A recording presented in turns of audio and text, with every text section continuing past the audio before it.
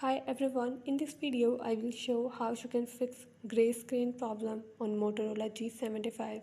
Before starting this video, please press the bell icon or do subscribe this channel. Let's start our video without wasting any time.